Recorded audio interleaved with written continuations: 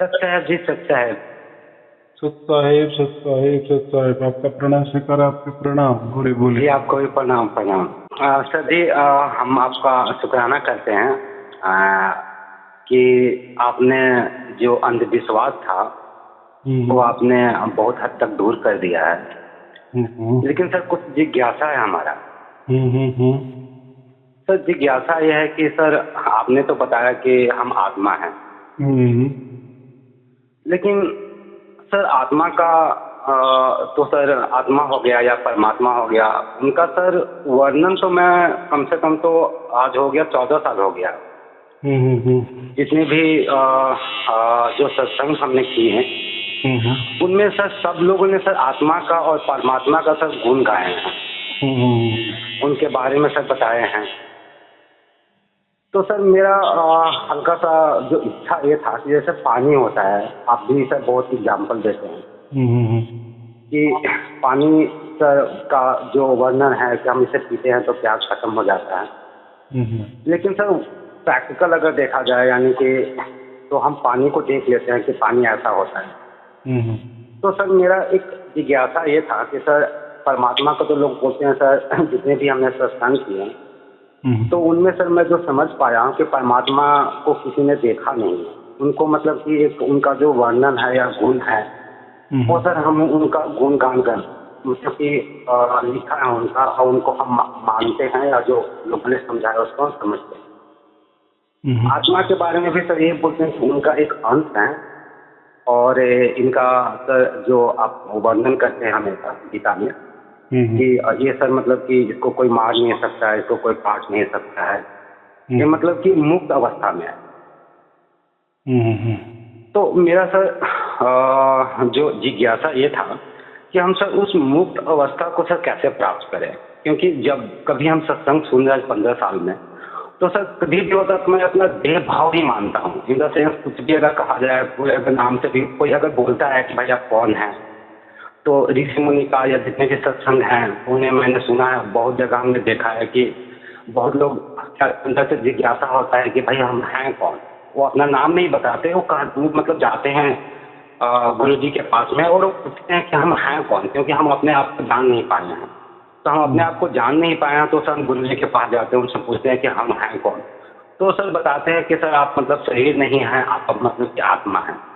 तो सर आत्मा है तो सर वो अब आत्मा जो है वो मुक्त अवस्था में है। तो मेरा सर जिज्ञासा ये था कि आत्मा और परमात्मा सर होता मतलब कि एक्चुअली होता क्या है और सर उस मुक्त अवस्था को सर कैसे प्राप्त करें, ये मेरा जिज्ञासा था। अच्छा, आपने कितने वीडियो सुने? सर आपका वीडियो सुनते सुनते सर आपका 1 साल 1 महीना हो गया मेरा। मैं आपका पिछले साल जब होली था उसी वक्त से सर सुन रहा हूँ और मेरे माता जी भी सुन रही हैं, उन्होंने यहाँ आपका लिंक शेयर किया था और सत्संग से सर जुड़े हुए कम से कम 2010 से जुड़े हुए हैं। और जितने भी जो मतलब कि जो सत्संग होते हैं उनको हम लोग जाकर सुनते हैं और हमारा हल्का सा लगाव ये है कि हमारा नाना नानी जो थे थोड़ा सा भक्ति भाव में रहते थे, तो उनका कुछ प्रभाव है, तो हम लोग सब सुन रहे हैं इस बारे में। तो ऐसा है ना कि आत्मा परमात्मा प्रकृति के बारे में मैंने तो 101 वीडियो में मैंने बात बताई है, तो इसलिए मैंने पूछा कि इतने वीडियो देखने के बाद भी या पूरी रामायण देखने के बाद भी राम की सीता कौन थी, ऐसा हो गया ना? नहीं सर, मेरा जिज्ञासा ये था केवल कि सर उस मुक्त अवस्था में, क्योंकि सर मैंने आपका वीडियो देखा सुना सब चीज़ किया है सर, आपने उनको बताया भी अनुभव भी करवाया कि मतलब कि जो आत्मा है वो शब्द रूप में है। तो सर सुबह जो हम लोग उठते हैं और 3:30 बजे का जो आपने कहा था तो सर हम लोग ने किया, इसके बाद सर वो जो धुन है वो सर प्रकट हो गया है।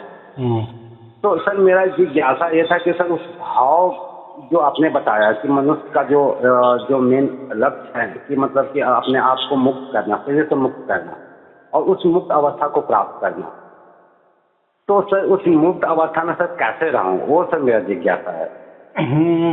ऐसा है, देखो हम जितने भी वीडियो देखेंगे ना दूसरों के या कथा सुनेंगे, धर्म ग्रंथ सुनेंगे या किसी धर्म में जाएंगे, संस्था से जुड़ेंगे, कोई पंथ से जुड़ेंगे, कोई गुरु गद्दी से जुड़ेंगे, तो या कोई धर्म ग्रंथ भी पढ़ेंगे तो सब में अलग थलग बातें हैं, बराबर। तो हाँ जी। फिर ऐसा क्यों, अगर परमात्मा एक है कि या आत्मा एक है या प्रकृति एक है या जो भी कुछ है, इसमें से कौन सच्चा कौन झूठा, या तीनों बराबर है कि इसमें दो बराबर है या इसमें एक बराबर है कि तीनों भी झूठ है या नहीं है। तो ये क्या होता है, हम ज़्यादा सुनते हैं ना तो उसका ये परिणाम हो जाता है। चलो अभी वो जो है वो है। अभी देखो मैंने जो भी निकाला है, ऐसा समझो, तो हाँ वो जी, कोई मैंने नया निकाला नहीं है, या हम बोल रहे ना कोई बगल से कुछ निकाला नहीं आया, तो तभी तो मैं आपका शुक्राना कर रहा हूँ कि सर आपने बहुत सारा अंधविश्वास को सर खत्म किया है। तभी तो मैं आपका एक साल 1 महीने हो गए सत्संग सुनते सुनते। तो ऐसा है, आत्मा परमात्मा के प्रकृति के बारे में अगर हमें जानना है तो इसके पहले सबसे पहले जो ग्रंथ था ऋग्वेद, बराबर कि नहीं? हाँ जी, हाँ जी। जो ऋग्वेद जो था उसमें जो ज्ञान कांड है, ज्ञान के बारे में जो कहा है, ये सृष्टि रचना के बारे में सब कुछ बताया गया है। वहाँ कुछ मनुष्य के बारे में नहीं बताया, मनुष्य ये होता है वह होता है वगैरह वगैरह, वो नहीं, वो सब सृष्टि के बारे में बताया है।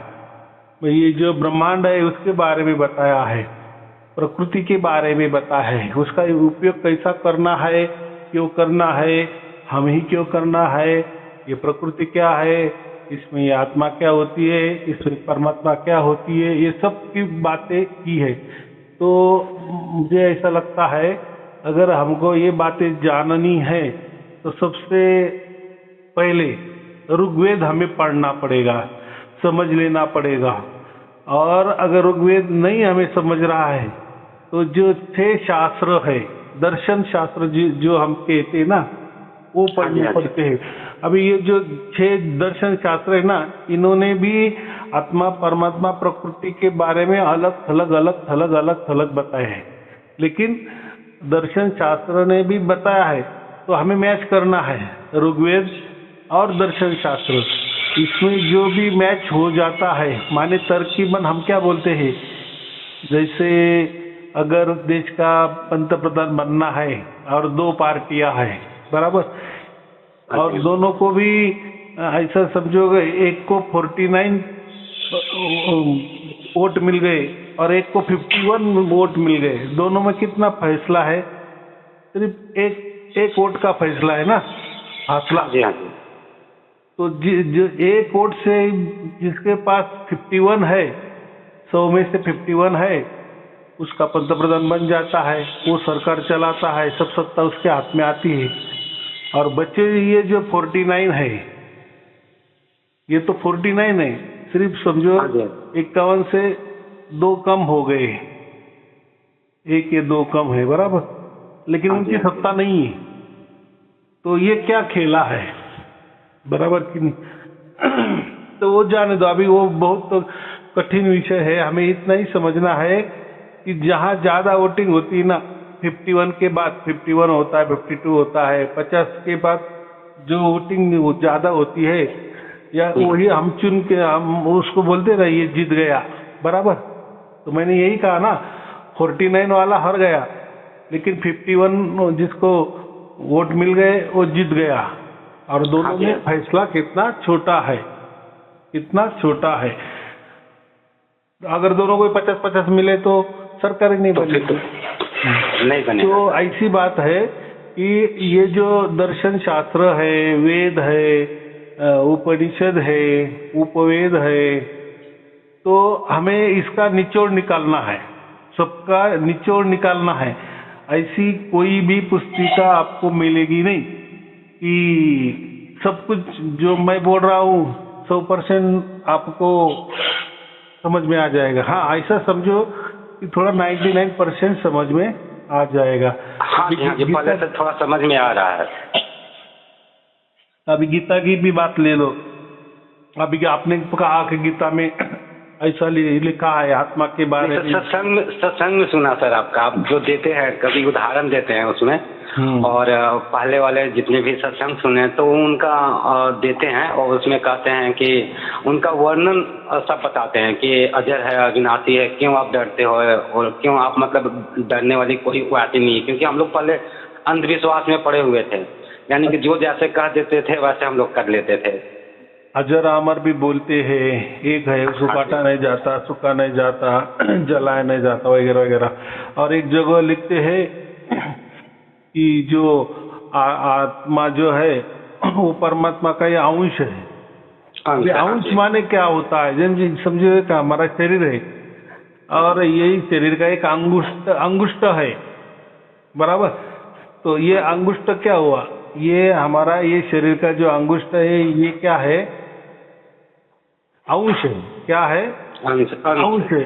अगर ये अंगूठा हमने तोड़ दिए तो क्या हो गया, अलग अलग हो गए कि नहीं, दोनों शरीर से वो अलग अलग हो गया। तो अंश का मतलब ऐसा समझो टुकड़ा। तो एक जगह बोलते हैं कि वो तो एक संधा है, आत्मा तो एक ही है, उसका टुकड़ा नहीं होता। तो और एक जगह बोलते हैं कि वो तो अंश भी है। एक जगह बोलते हैं कि श्री कृष्ण जी बोलते कि तुम्हारे मेरे बहुत सारे जन्म हो गए हैं, बराबर। मैं सब जन्म को जानता हूँ लेकिन तू तेरे सभी जन्म को नहीं जानता, बराबर जी। और एक जगह ऐसे कहते हैं कि अगर तू मुझ में ही मन लगा और मेरी अगर सुनेगा, मेरे में ही तू आएगा, मुझे शरण आएगा, तू जन्म मरण से मुक्त हो जाएगा। देखो अभी यहाँ क्या कह दिए कि तू मुझे पूरा शरण आ जाएगा तो तू जन्म मरण के चक्कर से मुक्त हो जाएगा। तो हम तो यही कह सकते हैं ना, श्री कृष्ण जी भाई जी, तो आप कैसे जन्म ले रहे हो, तो आप ही अगर मुक्त नहीं हो गए तो आपका कैसा जन्म हो रहा है। तो ऐसा है, ये बहुत डीप वाली बात है, हमें नहीं समझता है उसमें, तो इसलिए तो गुरु किया जाता है ना इसमें। जी, क्या तभी मैंने जी जी बोलो बोलो जी। तो मेरा यही था कि जैसे आप बता रहे थे कि अभी आत्मा और परमात्मा का कि सर उनका अंश है। तो सर मेरा जो जिज्ञासा यही था कि आत्मा जब परमात्मा का सर अंश है और आत्मा का सर महिमा बहुत लोगों ने गाया और उसकी महिमा का सर व्याख्यान हमने सर सुना है।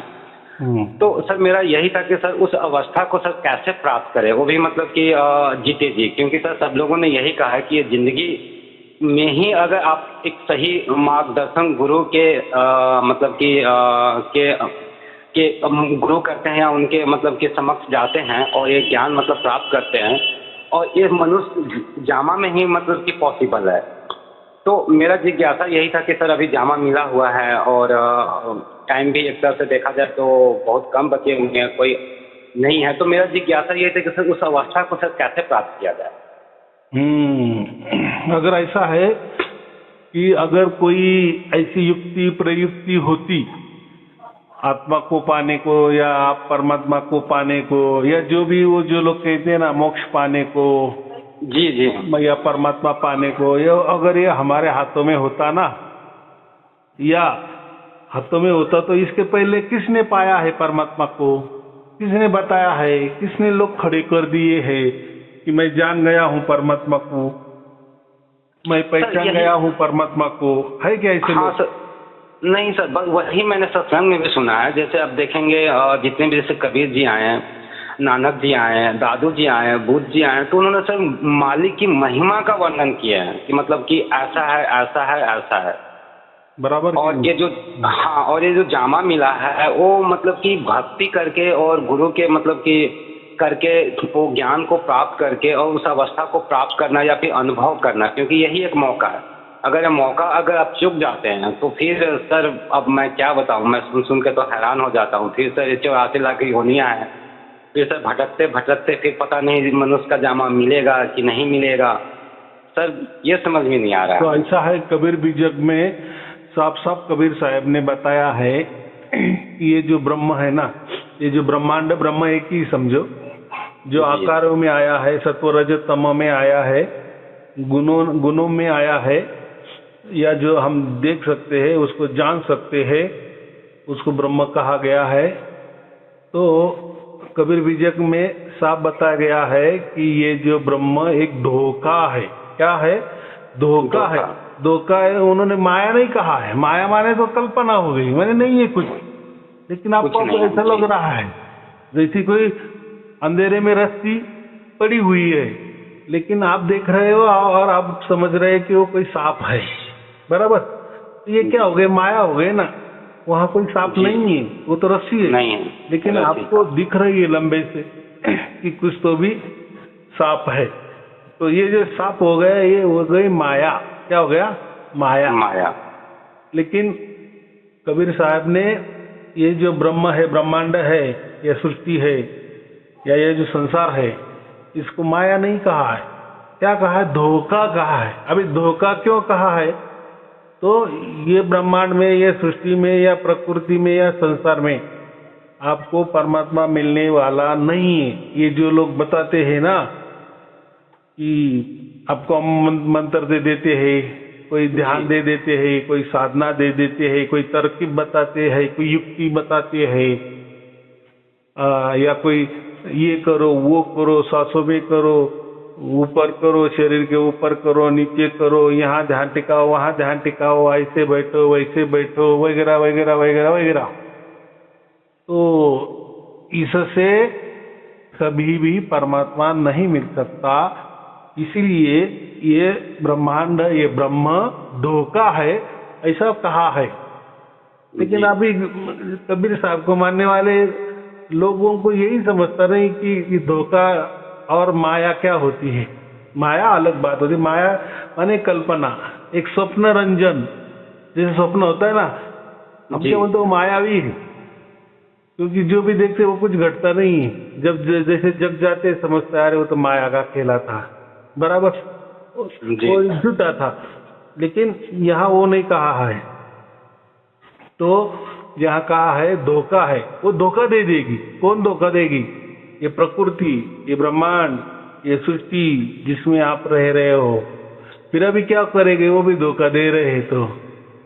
तो कबीर साहब ने 4 परमात्मा की बातें की ना, जैसे एक अयोध्या वाले राम है, तो लास्ट में उन्होंने क्या कहा? वो एक ही राम है कि जो निर्गुण निराकार और सगुण साकार के परे है।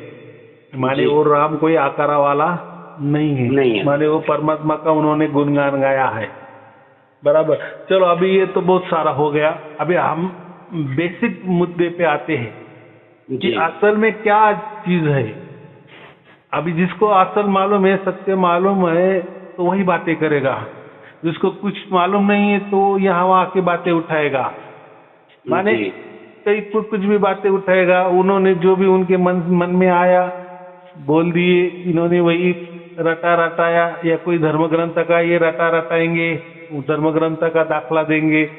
चलो धर्म ग्रंथ का दाखला देनी अच्छी बात है, लेकिन धर्म ग्रंथ ये कब का है?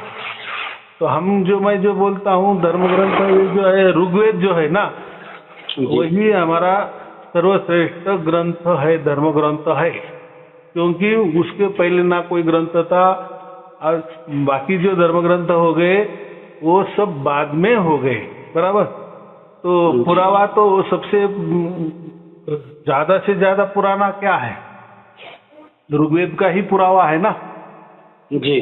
जो यूनेस्को ने, दुनिया का जो यूनेस्को होता है ना, अंतर्राष्ट्रीय जो ऑफिस होता है, दुनिया का सबसे बड़ा ऑफिस, या दुनिया का एक ही ऑफिस होता है यूनेस्को, तो उसमें वो ऋग्वेद की एक परत रखी है। माने उन्होंने भी माना है कि ये सबसे पुरानी परत है या ग्रंथ है। तो हम उसी ग्रंथ में से बोल रहे हैं। तो क्या होता है, ये जो अभी तो मोबाइल का जमाना आ गया, ये 15-20 साल में ये क्या धर्म ग्रंथ होते, क्या वेद होते, पुराने होते, ये बाहर आए, हाथों में आए। क्या आए? वो क्या पहले बाहर आए? नहीं, ऐसा नहीं था, लेकिन वो विशिष्ट लोगों के हाथों में था। बराबर?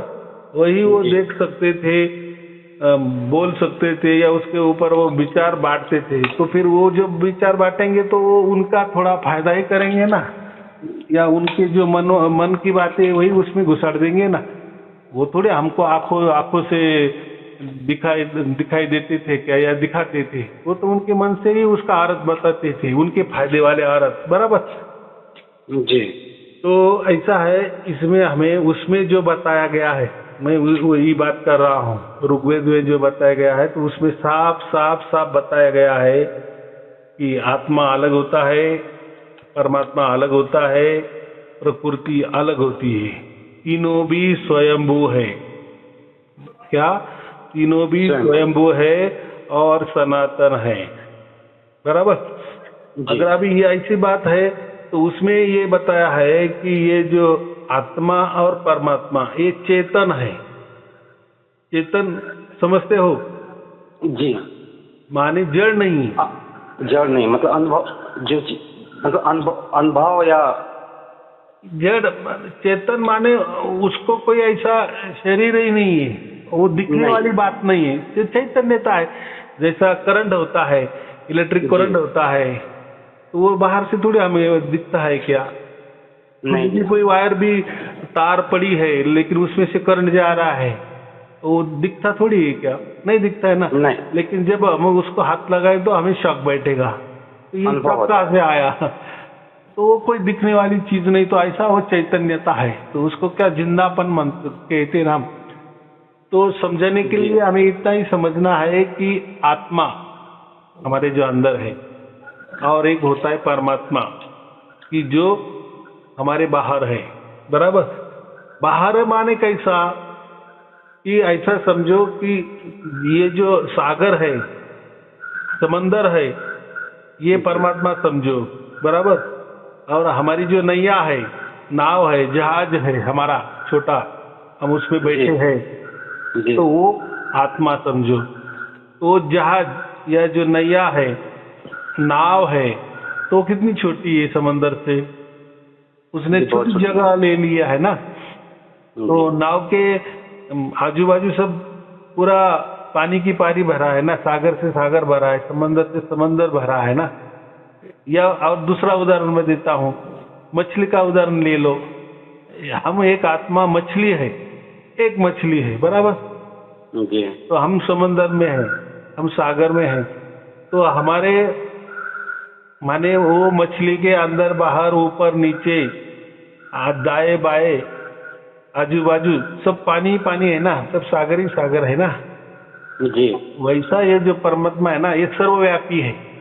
परमात्मा क्या है? सर्वव्यापी है, कण कण में उसने व्याप्त किया है। तो जी, मैं हमेशा वीडियो में सुनता हूँ जी। तो हम भी एक आत्मा है, तो हमारे अंदर बाहर हो। लेकिन बात ऐसी है कि हम जो आत्मा होते हैं ना, असंख्य आत्माएं, जितने भी आप अलग हो, मैं अलग हूँ, ये सब अलग अलग आत्मे हैं। ऐसे करोड़ों करोड़ों करोड़ों जितने भी होंगे उतने होंगे, उनसे हमें कोई लेना देना नहीं है। हर आत्मा का कर्म धर्म अलग अलग है, जन्म मरण अलग अलग है, कर्म धर्म अलग अलग है। उसके हिसाब से वो जीतते हैं, मरते हैं, जन्म लेते हैं, वो सत्व रज तमो में आ जाते हैं, बराबर। हम भी वैसे ही आए हैं। तो बात ऐसी है कि हमारे लिए शरीर का सहारा लेना पड़ता है, जो हम आत्मा है। और हम आत्मा इतनी छोटी है, अणु स्वरूप है। अणु कितना छोटा होता है? बहुत छोटा। हाँ, अणु को भी देखा नहीं जा सकता। तो अभी तो कोई मशीनरी निकल गई है, ऐसा कहते हैं कि अणु भी देखा जा सकता है या परमाणु भी देखा जा सकता है। लेकिन जो आत्मा होता है ना, वो परमाणु से भी 20 लाख गुना छोटा होता है जी, जिसे हम देख ना पाए। तो वो भी देख ही नहीं सकते। और देखने की क्या बात है, क्यों देखना है? ऐसा वो तो उसमें लिखा है, वेदों में लिखा है। तो चलो वो भी जान, लेकिन शक्ति कितनी है, ताकत कितनी है? कम से कम हम वही शरीर चला रहे हैं, परिवार चलाते हैं, कारोबार करते हैं, बहुत सारा विचार करते हैं, लेकिन सीमित है। हम क्या है? सीमित है। और दूसरी बात, हम जो आत्माएं होती है, हमें शरीर का सहारा लेना पड़ता है। हम है बहुत छोटे, मैंने तो कहा ना, एक अणु से भी 20 लाख गुना छोटे हैं हम। लेकिन बात ऐसी है कि उसके लिए भी शरीर की जरूरत होती है। एक चींटी को भी शरीर की जरूरत होती है, एक हाथी को भी जरूरत होती है। लेकिन ऐसा नहीं कि हाथी का शरीर बहुत बड़ा है तो हमारा आत्मा भी बहुत बड़ा होगा, उसमें ऐसा नहीं। आत्मा का जो है वो तो सब में समान ही है, शरीर का है। लेकिन जो परमात्मा है ना, परमात्मा को कोई शरीर नहीं है। अभी ऐसी बात है कि वो तो परमात्मा है लेकिन उसको कोई शरीर नहीं है, फिर ऐसा क्यों? तो मैं यही कहता हूँ ना, उसको शरीर नहीं है और हमको शरीर है, तो हमको कर्म का भोग करना है ना, लेना है ना, वो भोगना है ना, सुख का भोग, दुख का भोग, जन्म मरण का भोग। तो ये किसको है? आत्मा को है ना। और ये जो प्रकृति है, ये प्रकृति में हमें आना पड़ता है कि नहीं? जी। तो प्रकृति में क्या है? प्रकृति में ये जो कर्म है ना, हमारे जो भी हमने अच्छे बुरे कर्म किए, उसका हम भोग कर रहे हैं, उपभोग कर रहे हैं, बराबर, उसका स्वाद ले रहे हैं। स्वाद माने उसका जो बेनिफिट्स है वो हम ले रहे हैं। फिर वो दो बेनिफिट में दोनों भी आ गए, अच्छा भी आया, बुरा भी आया। तो जो हम आत्मा है, उनकी जो कर्म भूमि है ये प्रकृति है, बराबर, ये सृष्टि है, ये ब्रह्मांड है, ऐसा समझो। ये हमारे खेलने के लिए दिए। अब इसमें खेला क्या है? ये कर्मों का खेला है। चुकता करना है, वापिस कर्म करने हैं, फिर कर्म का फल मिलता है, अच्छा मिलता है, बुरा मिलता है, वापिस हो भुगतते हैं। और ये सिलसिला ऐसा ही हमारा चलता आ रहा है। इसलिए हमें शरीर दिया है, बराबर। तो अगर हम ये शरीर से दूसरे शरीर हम जब ट्रांसफर हो जाते हैं, समझो हम मर जाते हैं, तो हमारा जो आत्मा है, तो ये जो स्थूल देह है, ये जो स्थूल शरीर है, जो दिखने वाला है ना, पूरा हमारा बॉडी, 60-70 किलो की जो बॉडी है, ये यही छोड़ देता है। और उसमें और 2 शरीर होते हैं। एक तो हमारा स्थूल शरीर होता है, दूसरा सूक्ष्म शरीर होता है, तीसरा कारण शरीर होता है, उसको दिव्य शरीर भी कहते हैं। तो अभी समझो हमें कोई भुगतान करना है, हमने कुछ कर्म किए हैं, अच्छे किए, बुरे किए, तो बुरे का कर्म का नतीजा बुरा, अच्छा कर्म का नतीजा अच्छा, वो जो भोगने हैं उसके लिए हमें अगला जन्म मिलता है। फिर वो कोई भी हो, हमारे कर्म का हिसाब से वो कर्म का हिसाब हो जाता है। तो फिर जब हम ट्रांसफर हो जाते हैं, तो ये स्थूल देह जो है, ये हमारा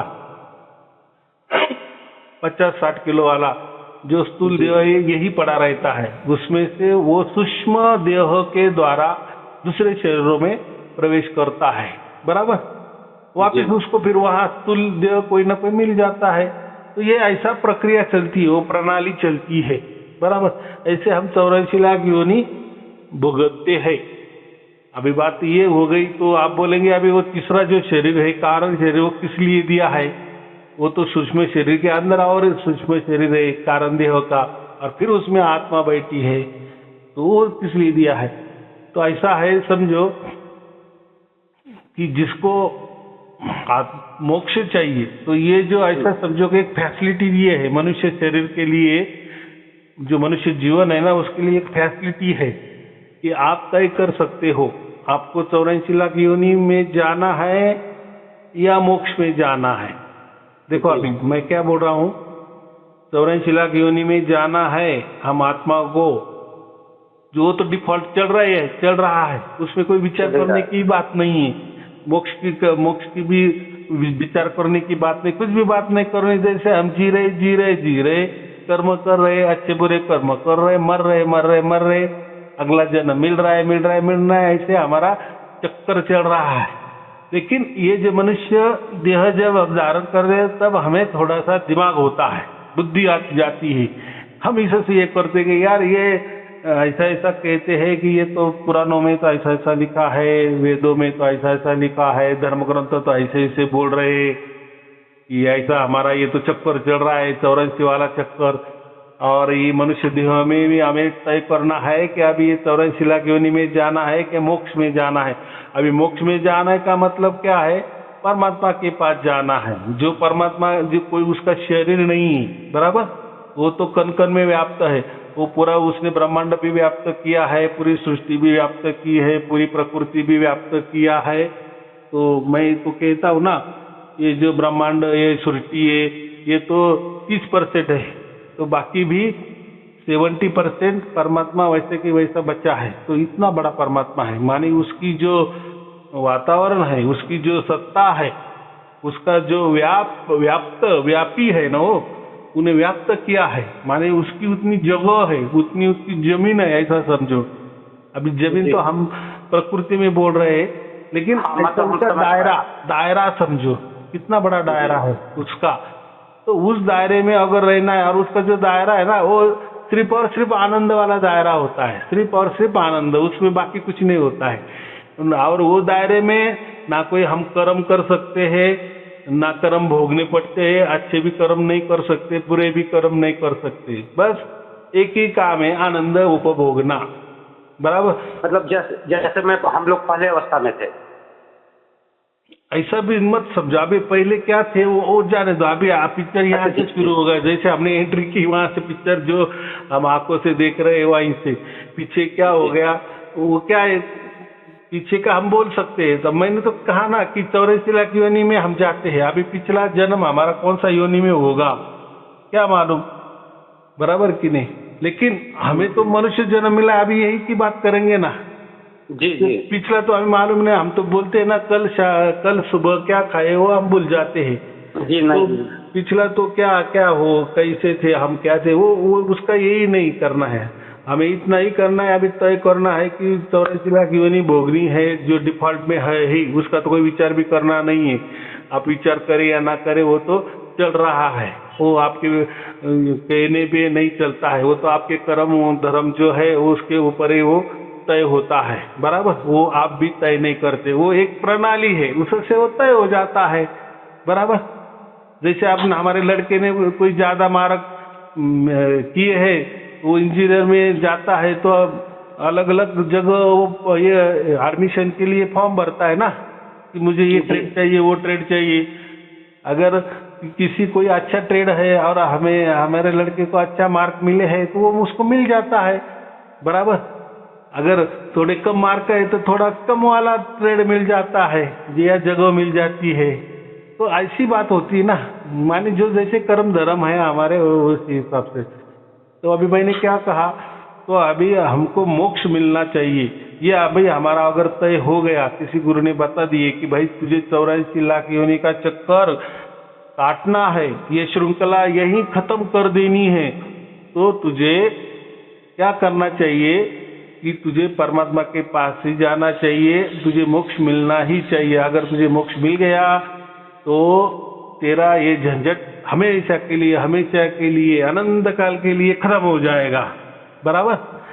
जैसे श्री कृष्ण जी ने गीता में कहा है, अगर तू मुझे मेरी पूरी तरह से शरण में आ जाएगा तो तेरे जन्म मरण फिर वो तू ये चक्कर में नहीं आएगा। तो यही बात हो जाती है। अभी बात ऐसी है कि ये तो हो गया, मैंने तो बोल दिया, आपने भी सुन भी लिए, बहुत अच्छा कथा कहानी लगी लेकिन असल में क्या है, कहानी नहीं जी कथा कहानी नहीं, जैसे आपने जितने भी सर बताए वो सर प्रैक्टिकल टाइप का मुझे लगा। जैसे मैं अभी 1 साल से सर सुन रहा हूँ, 1 साल 1 मंथ हो गया, तो सर मैंने उस पर बैठे और उस पर सर मतलब कि आपके वीडियो सुने। इसके बाद पहले सर वेद वगैरह का सर नॉलेज नहीं था, तो हल्का हल्का सा सर अब समझ में आना स्टार्ट हो गया। पहले कि मैं वो बात नहीं कर रहा हूँ, आपकी बात में आपने सुने हैं इसलिए आपको समझ रहा है, लेकिन जिसको ऐसा कुछ मालूम ही नहीं है और ये सुन रहा है ये प्रवचन, तो वो क्या बोलेगा, गुरुजी बहुत अच्छी कथा सुना रहे हैं, लेकिन सत्यनारायण की कथा है, लेकिन वो सत्यनारायण की कथा क्या है वो नहीं बताया है। लेकिन सत्यनारायण ऐसा किया, वो सब प्रक्रिया एक ही बातें बोल रहे हैं, लेकिन असली सत्य का नारायण की कथा क्या है वो नहीं बता रहे। माने मैं अभी जो बता रहा हूँ ना कि हमें मोक्ष चाहिए, फिर मोक्ष में वातावरण वो होता है, मोक्ष ऐसा होता है वैसा होता है, लेकिन ये तो सब बात हो गई, सुनने में भी अच्छी है, लेकिन अभी वो मिलेगा कैसा, ये होना चाहिए प्रैक्टिकल, बराबर। हाँ, तो इस पे फिर यहाँ सबकी गाड़ी अटक जाती है। यहाँ तक सब कुछ ठीक ठाक चलता है, गुरुजी बोल भी रहे, हम सुन भी रहे, हाके भी लगा रहे, वाह वाह क्या गुरुजी ने ज्ञान बताया, हमारा तो उद्धार हो गया, मनुष्य जन्म का सार्थक हो गया, हमें तो ये समझ में आ गया कि हमें मोक्ष में जाना चाहिए, ये झंझट से मिटना चाहिए। बस फिर यहाँ प्रवचन खत्म हो जाता है, लोग घर में चले जाते हैं। और फिर वो बाबा जी कहते हैं ना, ये जो कथा कहानी आपने सुने ना, इसका पुण्य आपको ये मिलेगा, इसलिए आपको मोक्ष मिलेगा। तो ऐसा कथा कहानी सुनने से कुछ मोक्ष वगैरह नहीं मिलता, ये मेरा कहना है। अभी प्रैक्टिकली क्या है फिर, तो हमें परमात्मा मालूम नहीं है। फिर हम बताते हैं कि जो परमात्मा होता है वो तो मैंने कहा, तो वो कोई देहधारी नहीं होता, वो तो सर्वव्यापक होता है, वो कोनों कोनों में व्याप्त है, बराबर। ऐसी कोई जगह नहीं कि जहाँ परमात्मा नहीं है। अभी ये तो हमें मालूम है कि वो तो हमारे अंदर बाहर, ऊपर नीचे, दाएं बाएं, ऊपर नीचे तो भर खचाखच भरा है, फिर उसकी अनुभूति कहाँ हो रही है हमें। लेकिन ऐसा है कि जो सर्व सामर्थ्यशाली है, सर्वगुण संपन्न है, सर्वज्ञानी है, स्वयंभू है, सर्व सामर्थ्यशाली है, शक्तिशाली है, गुणातीत है, तो वो तो सब समझ सकता है ना जी। उसका सामर्थ्य तो हमारे पास, या हमको उसकी पहचान देना, तो उतना तो उसके पास सामर्थ्य है ना। हमारा सामर्थ्य तो नहीं है ना, हम तो बंधे हुए हैं ना, हम तो शरीर के बिना रह ही नहीं सकता। आत्मा का एक नियम ही है, आप जब भी आपको मोक्ष मिलता है ना, तो मैंने तो कहा कि 84 लाख योनि में तो ये स्थूल देह छोड़ के हम सूक्ष्म शरीर धारण करते हैं, और फिर हमको नया जन्म मिल जाता है, और हमारा वो सूक्ष्म शरीर उस शरीर में चला जाता है, और अगली योनि हम भोगते हैं। ऐसी 84 लाख योनि की कथा चलती है, श्रृंखला चलती है। लेकिन मोक्ष के लिए ना ये स्थूल शरीर काम आता है, ना ये सूक्ष्म शरीर काम आता है, लेकिन सूक्ष्म शरीर के अंदर जो हमारा दिव्य शरीर है, उसको कारण शरीर होते, कारण का कोई कारण नहीं होता है। उसके बाद वाला कोई लोग बोलते हैं वो महाकारण है, ये कारण है, वो कारण है, वो क्या, अभी जो तो उसके दिमाग से कुछ भी बोलता है। लेकिन मैं जो बात कर रहा हूँ, जो वेदों में लिखा है, और उसका हम पुरावे भी देते हैं, वो वेद उपलब्ध भी है, ऋग्वेद उपलब्धि है, उसमें सब कुछ लिखा गया है, वही हम बातें करते। तो वहाँ हमने यही कहा कि वो जब हमें मोक्ष मिलता है, तो फिर वो हमें वो कारण देह में हम प्रवेश करते हैं, बराबर। फिर ये स्थूल देह तो यही छूट जाता है, बाद में हमें 84 लाख योनि तो भोगनी नहीं, उसके लिए सूक्ष्म देह की जरूरत होती है, वो भी हमें नहीं चाहिए, ये वो भी यहाँ छूट जाता है। लेकिन जो हमारा असली जो शरीर है, तो जो सिर्फ और सिर्फ मोक्ष के वातावरण में ही चलता है। क्यों? अभी वो आप बोलेंगे फिर वो शरीर की वहाँ क्या जरूरत है। और ये जो लोग बाकी गपोड़े मारते हैं ना कि परमात्मा भी ये निर्गुण निराकार है, तो और हम ही उसके अंश है, माने हम भी वैसे कि वैसे, हमें तो क्या करना है, ध्यान के द्वारा, समाधि के द्वारा परमात्मा में मिल जाना है, घुल मिल जाना है, माने हमें परमात्मा ही बनना है, बराबर जी। पहले सत्संग में सर यही बताया जाता था कि हम मतलब कि जैसे सागर है, तो सागर का एक हम बूंद है छोटा सा, तो हम लोग क्या करते हैं, ध्यान के जरिए और नाम के जरिए पहले नाम दिया जाता है कि आप नाम जपेंगे तो जितने भी मतलब यहाँ का जो विकार है, 5 विकार है, वो मतलब छूट जाएंगे। और छूटने के बाद ध्यान के माध्यम से आप क्या करेंगे कि जैसे बूंद जो होता है, जैसे नदी से, पहाड़ से होते हुए समुद्र में जाके मिल जाता है, वैसे ही हम मतलब कि साधना के द्वारा, भक्ति के द्वारा करते करते जो ये आत्मा है, मतलब जो आत्मा है, वो सूरत के जरिए, सूरत और नीरत बताया गया था कि ये 2 शक्ति हैं आत्मा की, सूरत है और नीरत है। तो हम मतलब अभ्यास करते करते करते करते करते एक ऐसा समय आएगा जहाँ पे क्या हो जाएगा कि वो जो सूरत और नीरत, 2 जो शक्तियाँ हैं, वो जागृत हो जाएंगी, और जागृत होने के बाद में ये क्या हो जाएगा, वो परमात्मा में जाके लीन हो जाएगा। तो पहले ये साल बताया गया था हमें। अभी तो सर ये तो बात बराबर है, सूरत हो, नीरत हो, जो भी कोई शब्द हो, हमें उसमें नहीं जाना है। लेकिन ऐसा किसने किया है? अगर समझो कोई बोलेगा कि हाँ मैं समाधि लगाता हूँ और समाधि में मेरा जो बूंद है वो सागर में घुल मिल जाता है। अगर एक बार घुल मिल गया तो वापस कैसा क्या तू जागृति में आ जाता है? ये भी एक बात है ना। माने तो कोई घुल मिल नहीं गया था, ये तो सत्य बात है कि नहीं? वापिस मैं बोलता हूँ, जो कोई हाँ, बोलते तो सर हैं। यही जितने भी मतलब जो पहले वाले जो हैं सर, इसीलिए कहते हैं कि जब आत्मा जो होता है वो सर परमात्मा में मिल गया हम्म। तो सर वो कभी वापस नहीं आता, इन द सेंस कि उसी में समाहित हो जाता है। इसलिए मतलब मरने के बाद कोई नहीं बताता कि कौन कहाँ गया। हाँ, अभी आपने 1,00,000% की बात की, तो उनका यही फंडा होता है कि हमारे से मंत्र लेके जाओ, ध्यान लेके जाओ, और फिर मर जाने के बाद आपका जो आत्मा है परमात्मा में विलीन हो जाएगा। चलो जी ठीक है, बहुत अच्छी बात है। तो फिर क्या करने का, आत्मा परमात्मा की बात ही नहीं करने की ना। तो ऐसा समझो कि तो सर मरने की राह देखने की। हमें तो नहीं समझ सर, वो गया। जिंदे हम्म। सर वो जिंदे जी बोलते हैं सर, मरने के बाद सर वो बताते हैं कि सर मरने के बाद तो सर किसी ने देखा नहीं, और जो सर मर जाते हैं वो आकर सर हमें बताते नहीं कि होता क्या है। तो सर अब हाँ। यही उलझन आ गया कि सर देखिए, अब जो मतलब कि आदमी अध्यात्म में सर पहला तो ये बताते हैं कि सर किसी की मृत्यु नहीं होता, सर ये समझ में नहीं आया हमें। वो ये कहते हैं कि जो शरीर बना हुआ सर 5 महाभूत से बना हुआ है, और जो आत्मा है वो सर अजय अजय अजय अविनाशी है। तो अध्यात्म में ये कहते हैं कि जो 5 तत्व है वो पांचों जहाँ जहाँ से आया था सर उसमें चले गए, और जो आत्मा है वो अपनी जगह पे चले गए। तो सर इसमें किसी की मृत्यु नहीं होता। तो हम सर अभी जो हैं वो मतलब देह भाव में है। तो देह भाव में जब हम होते हैं तो हम मतलब जितने भी दुख तकलीफ या जो कुछ भी होते हैं हम सहन करते हैं, समझ में आता है, और सर हम उसके अकॉर्डिंग सर मोह माया में सर हल्का सा वो अंदर से दुखी होता ही होता है। लेकिन कहते हैं अध्यात्म के जो अध्यात्म में आ जाते हैं, और अध्यात्म की हल्की सी जो गुरु के शरण में जाते हैं उनके दया दृष्टि होता है, ऊपर वाले की जब दया दृष्टि होता है तो धीरे धीरे सर वो विवेक की ताकत स्टार्ट हो जाता है, बढ़ना स्टार्ट हो जाता है। और फिर ये समझ में आ जाता है कि जो जहाँ जहाँ से प्राकृतिक में थे, जो 5 महाभूत थे अपने अपने जगह पे चले गए, तो आत्मा जो है वो आत्मा निकल के सर परमात्मा में चला गया। तो सर वो वापस नहीं आता, इसलिए कोई नहीं बताता। और सर ये समझ में हमें नहीं आया कि जिंदगी जी तो सर अब किसी ने बताया नहीं, और सर जिंदगी जी वो बोलते हैं कि जब तक ये अनुभव नहीं करेंगे जब तक सर आप मरने के बाद कोई बता नहीं पाएगा। तो सर हमें कैसे पता चलेगा कि सर हमारी मुक्त हो गई कि नहीं हो गई, या फिर मैं 84 में ही भटक रहा हूँ। और दूसरा सर हमारा दूसरे से समस्या ये था हमारे पास।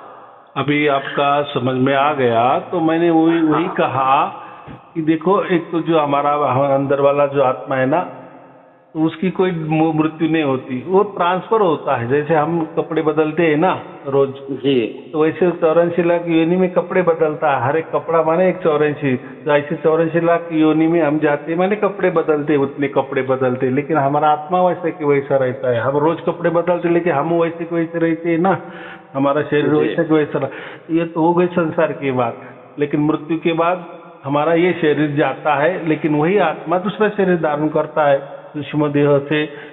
वो ऐसा समझो कि सिर्फ ट्रांसफर होने के लिए सूक्ष्म शरीर का सहारा लेता है, और जब ट्रांसफर हो जाता है तो वहां तो वापिस कोई स्थूल शरीर मिल जाता है ना, और उस स्थूल शरीर में वापस उसका जो सूक्ष्म देह भी उसके साथ ही रहता है ना। ऐसा तो जाने दो। अभी कैसा है, उनका यही कहना है कि मंत्र ले लो, तंत्र ले लो, कोई ध्यान साधना ले लो, और यही मंत्र है, यही मोक्ष वाला है, यही साधना मोक्ष वाली है, यही ध्यान मोक्ष वाला है, आप मर जाओ आपको मोक्ष मिल गया, ऐसा समझ के चलो। उसके लिए आपको मरने की राह देखनी पड़ेगी, बराबर। तो आपने बराबर कहा, मरने के बाद किसने देखा हमें मोक्ष मिला है या नहीं मिला। ये बात प्रैक्टिकली पहले ही होनी चाहिए, जीते जी ही होनी चाहिए कि नहीं। जीते जी, हाँ सर जीते जी सर, वही मैं यही सर मेरा क्वेरी था कि सत्संग में सर हम सुनते हैं, अब बहुत लोगों का सर विचार अलग है, बहुत लोगों का विचार अलग है। तो वो कहते हैं कि सर मरने के बाद तो सर कोई बताने तो आते नहीं है। तो जो ऐसा गुरु हो जो सर जिंदे जी मतलब कि आपको ये सारा चीज़ का अनुभव करवा देंगे। जैसे आज के डेट में अगर मान लीजिए कि आपके शरण में सर मैं आया हूँ, आप अगर मुझे जिंदे जी मतलब कैसे मुक्त रहा जाता है, अगर उस समय अगर जान जाऊंगा तो फिर सर मुझे आभास हो जाएगा कि नहीं, अब जब मेरी शरीर छूटेगा, इन द सेंस कि जब कपड़ा बदलना होगा। जैसे कबीर जी बोलते हैं कि लास्ट अवस्था में उन्होंने अपना एक दिया है कि लास्ट अवस्था में अगर आप हंसते हंसते चले जाते हैं, यानी कि किसी का दुख नहीं है, तकलीफ नहीं है, या ऐसा आपने रहनी सहनी आपने कर लिया है कि लास्ट अवस्था में आप हंसते हुए चले जाते हैं, यानी हंसते हुए आप चोला छोड़ रहे हैं। इन द सेंस करने का मतलब ये हुआ कि जब हमारे पास नया कपड़ा आता है तो फिर एक खुशी होती है अंदर से कि आप ये जो पुराना कपड़ा है उसको हम साइड में रख देते हैं, कोई दुख तकलीफ नहीं होता है। नया जो कपड़ा आता है उसको फिर पहनने में आनंद आता है हमारे पास। तो वो उस अवस्था को सर कैसे प्राप्त करें, क्योंकि सर ये जामा मिला हुआ है, तो लास्ट में सर ये पता है कि ये सही सर रहना नहीं है सर, एक न एक दिन सर जाना है। इसको सर समझने के लिए मुझे 14 साल लग जाए, क्योंकि आज के डेट में सर जब भी सर कोई मरने की बात करता है, आज के डेट में सर कोई मरना चाहता ही नहीं है, अब मरने की सर कोई बात ही नहीं करता। एकदम बात बराबर है। अब सबसे महत्वपूर्ण बात, ये गुरुआ लोग है ना, ज्यादा से ज्यादा इनकी जो छलांग है ना, आत्मा तो का ही समझो कि आत्मा का ही बात करेंगे, उसको ही परमात्मा कहेंगे, सब कुछ उसको ही कहेंगे, और बोले आप में ही आप समाना है, आप में आप समाना है। ऐसे कुछ तो बेतुकी बातें करते हैं, वो ऐसा कुछ नहीं, आप में क्या समाना है, और आप में हमको कैसे समा जाएंगे, हमको खुद नहीं देख सकते, और फिर कैसे समझ में आएगा मैं मेरे में समा गया हूँ। तो ये क्या है, ये सब धर्म ग्रंथ जो होते हैं ना, यहाँ वहाँ से उठाते हैं और वो बोलते हैं कि देखो उसमें ऐसा किया है, तो चलो ठीक है, वो उनकी बात है, हमें तो उसमें कोई लेना देना नहीं है। तो अभी हम उस विषय पे आ गए हैं कि जब हम मोक्ष में जाते हैं, तो मोक्ष में हमें जो हमारे अंदर वाला जो कारण शरीर होता है, उसी के द्वारा हम मोक्ष में चले जाते हैं, और फिर वो जो देह हमें मिल जाता है, सूक्ष्म देह जो होता, अपना कारण देह जो होता है, तो फिर वो आप बोलेंगे कि फिर वो शरीर, कारण देह भी एक शरीर है, देह जहाँ आया तो वहाँ शरीर आया ना, लेकिन वो बहुत सूक्ष्म होता है, बहुत सूक्ष्म होता है। तो देखो, अगर वहाँ कोई शरीर ही नहीं होगा आत्मा को, तो फिर वो आनंद कैसा भोगेगा, बराबर। और अगर परमात्मा सतचित्त आनंद जो अगर है, तो अगर हम परमात्मा में ही घुल मिल जाएंगे, बूंद में ही सागर मिल जाने के बाद वो तो सागर ही बन गया, तो फिर वो हम आनंद कैसे भोगेंगे। आनंद भोगने के लिए आनंद अलग चीज होनी चाहिए और भोगने वाला अलग होना चाहिए ना। एक अगरबत्ती किसी ने सुगंधित अगरबत्ती लगाई है, बराबर, तो हम जब बोलते हैं कि यार कितना अच्छा सुगंध आ रहा है, कोई तुम्हें अच्छी अगरबत्ती लगाई है, ऐसा हम कहेंगे ना। इसमें दो बातें आ गई, सुगंध अलग बात है और सूंघने वाला आप माने हम अलग है ना, दोनों भी अलग है ना जी। हाँ, अगर दोनों अलग नहीं होते तो फिर कौन किसका स्वाद लेगा। अगर हम सुगंध ही बन जाते तो हम सुगंधित हो गए, इसका आनंद कैसा क्या मिलेगा हमें कि हम सुगंध का आनंद अनुभव कर रहे। ऐसा नहीं है ना। समंदर में हमें तैरना है तो समंदर अलग होता है, तैरने वाला हम अलग होते हैं, अलग होंगे। जी, तैरते तैरते हम समंदर ही बन गए तो वो तैरना कहाँ हो गया। समझ गया जी। तो बात ऐसी है। तो ये लोगों को ये बात ही मालूम नहीं, इसलिए अभी मैं जो गीता दे रहा हूँ ना लोगों को, अभी देखो बहुत सारे लोगों ने वो गीता ले ली है और वो कोई पीडीएफ में वो उपलब्ध नहीं है दुनिया में। वो जो गीता मैं देता हूँ तो कोई उपलब्ध है, उसके लिए वो पुस्तक की हार्ड कॉपी लेनी पड़ती है। अभी जिनके पास नहीं है पैसा तो वो नहीं लेते या बाद में ले रहे हैं, लेकिन अभी जिनके पास है तो उन्होंने बहुत सारे वो मंगवा लिए है, मांग रहे।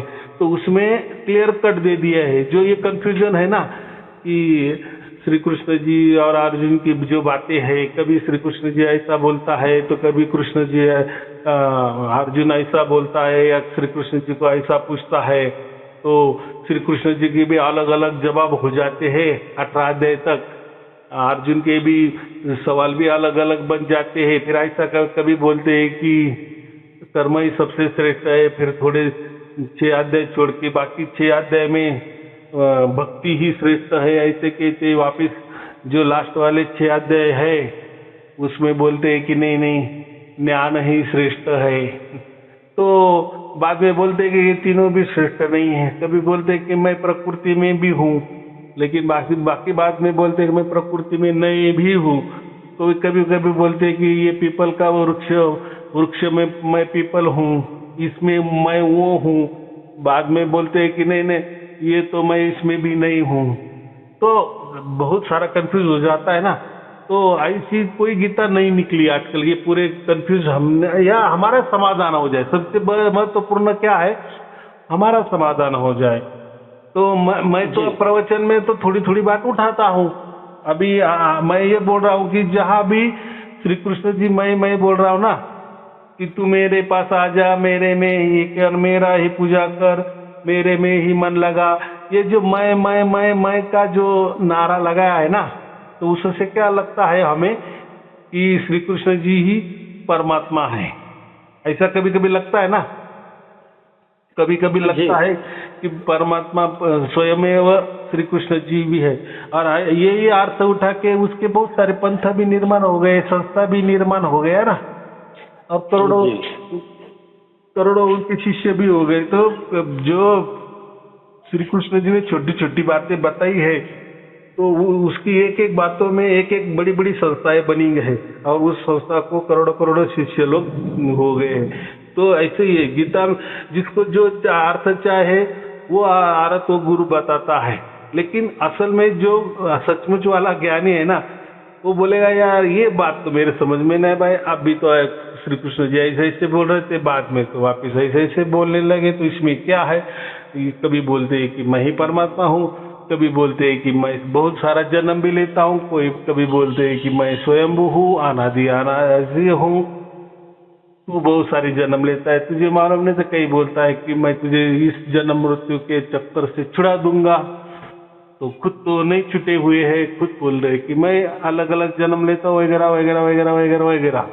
तो इसके लिए मैं वो गीता देता हूँ, और जो है वो लोग ले रहे हैं गीता, और वो पढ़ रहे हैं, फिर उनको सब कुछ बात समझ में आ रही है, फिर उनको उसमें ये समझता है कि ये जो मैं बोल रहा हूँ ना, तो देखो हम कबीर सागर भी पढ़ते हैं ना, उसमें भी कबीर साहब बहुत बार मैं तेरे पास हूँ, तो अभी समझने वाला क्या समझता है कि कबीर जी ही परमात्मा है, और वही बोल रहे हैं कि मैं तेरे अंदर हूँ क्या। तो ये बोलने का एक ढंग होता है, क्या होता है, ढंग होता है। जैसे अभी मेरे 1000, 1500, 2000 प्रवचन है, उसमें से बहुत सारे लोग मुझे बोलते हैं कि आप तो परमात्मा ही हो, बराबर। तो मैं सचमुच में परमात्मा हूँ क्या? ये क्या हुआ, आपका एक भाव हो गया। क्या हो गया जी? भाव है जी, भाव हो गया।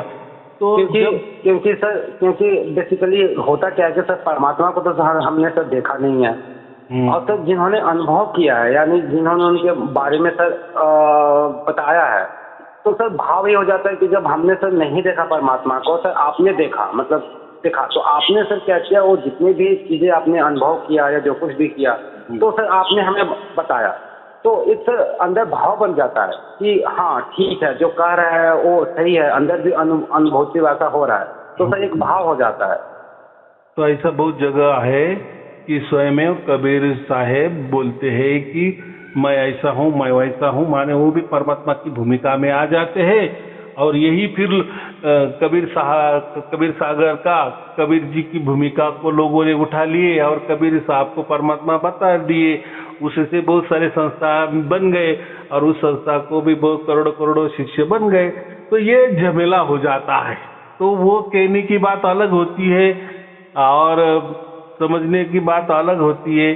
तो बात ऐसी है कि मैं यही कहता हूँ, जैसे अभी आपने कहा कि आपने तो परमात्मा को देखा होगा, तो आत्मा हो या परमात्मा हो, मैंने तो कहा ना कि आत्मा जो होता है एक अणु से 20 गुना इतना छोटा होता है, तो फिर परमात्मा तो कितना छोटा होगा? बहुत छोटा जी। तो मतलब ये हम ना, तो मतलब अब सर हम लोग पहले जो सत्संग सुने हैं तो उसका देखने वाली बात ही नहीं है। हाँ, आत्मा भी नहीं देख सकते, परमात्मा भी नहीं देख सकते। तो फिर इन्होंने गुरुआ लोगों ने चालाकी क्या किया?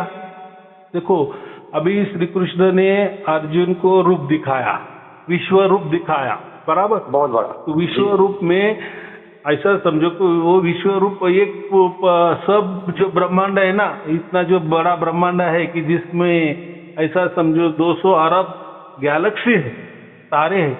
तो वो जो गैलेक्सी है तो उतना वो ब्रह्मांड दिखाया और उसने ये दिखाया है कि ब्रह्मांड में क्या हो गया है, सब कुछ लोग मर रहे जा रहे, वहाँ अग्नि भी देखा है, लोग मुख में जा रहे, चिल्ला रहे हैं, जो है ना पिक्चर में भी दिखाया। देखो जी, अब फिर से वो जन्म होके वापस मतलब क्या आ रहे हैं अलग अलग योनियां में।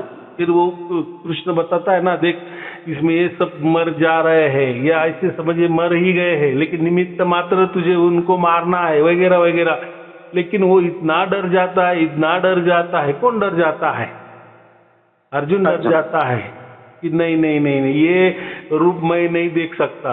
क्या उनके आंखें है, कितने मुंह है, एक मुंह जैसे कोई राक्षस का दिख रहा है तो कोई प्राणी का दिख रहा है, तो सब वो अलग थलग। जैसा चित्र वालों ने भी थोड़ा कल्पना करके चित्र बनाया है, अच्छा बना है, तो वो तो ओरिजिनल नहीं है, लेकिन समझाने के लिए काफी है। माने बहुत डरावना है, विश्वरूप बहुत बहुत डरावना है। तो ऐसा ही माने, ऐसा समझो कि परमात्मा को यही कहना है कि ये जो ब्रह्मांड है ना, ये जो ब्रह्म है ना, ये अगर आपने 84 लाख योनि भोग रहे ना, तो ये आपको ऐसे ही ये डरावने में ही रहना है। माने ये ब्रह्मांड में ही, और ये ब्रह्मांड ये ऐसा ही है, बराबर। यहाँ कोई अच्छी बात ही नहीं होती, सब कुछ गड़बड़ घोटाला जो कहते हैं ना, हाँ, कोई किसी का इसमें ये नहीं है। तो फिर वो अर्जुन बोलता है कि तुम ये रूप अभी मुझे मत दिखाओ, आपका जो सगुण रूप है, अच्छा वाला रूप है, वो हमें दिखाओ। फिर वो चतुर्भुज रूप में आ जाते हैं, और फिर वो इसको जो अर्जुन को आनंद लगता है कि हाँ ये बात हो गई। तो उसमें यही दिखाया है कि ब्रह्मांड ये जो होता है ये ऐसा होता है, खराब होता है, डरावना होता है, माने दुख ही दुख है, मर जाना, जिंदा होना, मर जाना, ये सब उसमें चलता है, बराबर। वो उसमें कोई व्यवस्था नहीं है, काल ही है वो एक प्रकार का, ये जो ब्रह्मांड है ना। तो आप मोक्ष के रास्ते जाओ, मोक्ष में आपको आनंद नहीं मिलेगा। माने फिर वो छोटा रूप किया, ये एक संकेत है। ये क्या है? एक संकेत है, ये समझना है हमको। गीता क्या है? एक संकेत है। और बात ऐसी है कि गीता तो इतनी बड़ी तो नहीं होगी कि इतना जो वातावरण है दोनों बाजू वाला युद्ध वाला वातावरण है ना, इसमें थोड़ी वो समाधि की बातें श्री कृष्ण करेगा क्या? युद्ध का प्रसंग है भाई, अभी युद्ध करना है, 10-15 मिनट में शुरू करना है, आधा घंटे में शुरू करना है, और तूने बीचों बीच दोनों एक ही है, उसमें वो इतना आध्यात्म वाली बात करेगा क्या श्री कृष्ण जी भी? तो वो चलो, वो एक ऐसा समझो को एक पिक्चर बनाया है वेद व्यास ऋषि में, या कोई भी तो हो, एक अच्छा एक सबक देने के लिए वो एक बनाया है। वो एक प्रकार का गीता है, क्या एक संकेत है। अगर जिसको गीता समझ में आ गई तो ऐसा समझो कि बाद में कोई आपको कुछ पढ़ने की जरूरत नहीं है।